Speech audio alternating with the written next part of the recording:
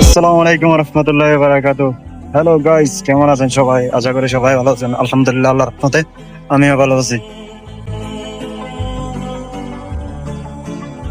রূপ ছাড়া নারী আর টাকা ছাড়া পুরুষ আসলে কি মূল্যহীন?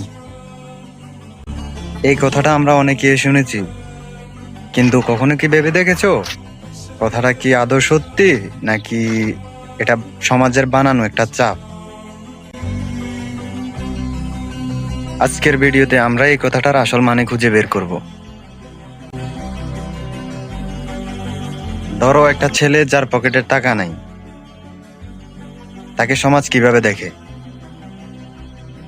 বন্ধু বান্ধবের কাছে দাম কমে যায়, পরিবারের মানুষের কাছে বোঝা হয়ে যায়। এভাবে একটা মেয়ে যদি সুন্দর না হয়, সমাজ তাকে কম গুরুত্ব দেয়। এটাই আমাদের বাস্তবতা। কিন্তু আমার একটা প্রশ্ন, মানুষের আসল মূল্য কি রূপ বা টাকা দিয়ে মাপা উচিত?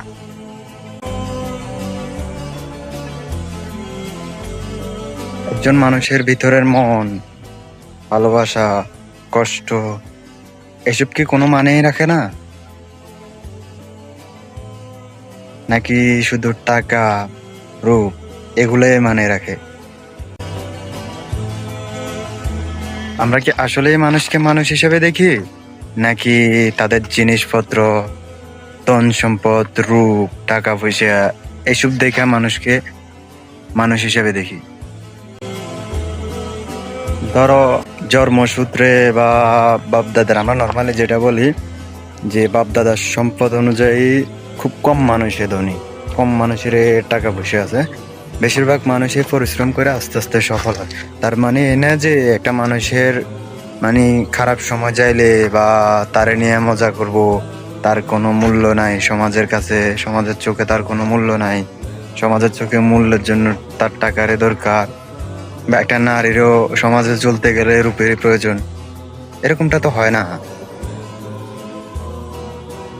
আল্লাহ তাআলা তো সবাইকে সৃষ্টি করে, রূপ যারে আল্লাহ দেয়, কালো তারে আল্লাহ বানায়, ধনী যারে আল্লাহ বানায়, গরিব তারে আল্লাহ বানায়।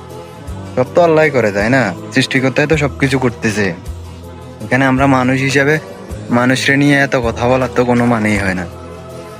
যে একজন মানুষ হয়ে আর একজন মানুষের মানে ভালো দিক না দেখে শুধু মানুষের খারাপ দিক নিয়ে বিবেচনা করি, এটাই আমাদের সমাজ। আমাদের সমাজ বর্তমানে এরকম হয়ে গেছে যে আমরা মানুষের ভালো কোনো দিকে দেখি না।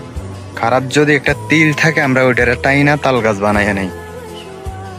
কিছু করার নাই, সমাজ। সত্য বলতে এই দুনিয়া টাকা আর সৌন্দর্যের পিছনে দৌড়ায়,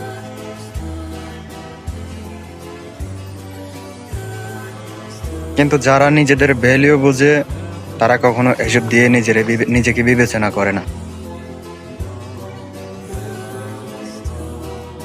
তুমি দেখতে গরিব হতে পারো, আমিও গরিব, আমিও বড়লোক না, আমিও গরিব, কিন্তু তুমি মূল্যহীন না।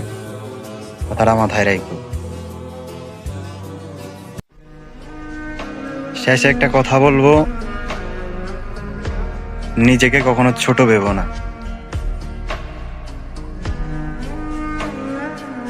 কারণ তোমার ভ্যালু টাকা বা রূপ না, তোমার ভ্যালু তুমি নিজেই। যদি ভিডিও ভালো লাগে তাহলে লাইক করো, কমেন্ট করো। আল্লাহ হাফেজ। बेटी चोद के तारे पिछवाड़े में तो धो लिकट जाएगा। कोट ते परांदा तेरा करदा कमाल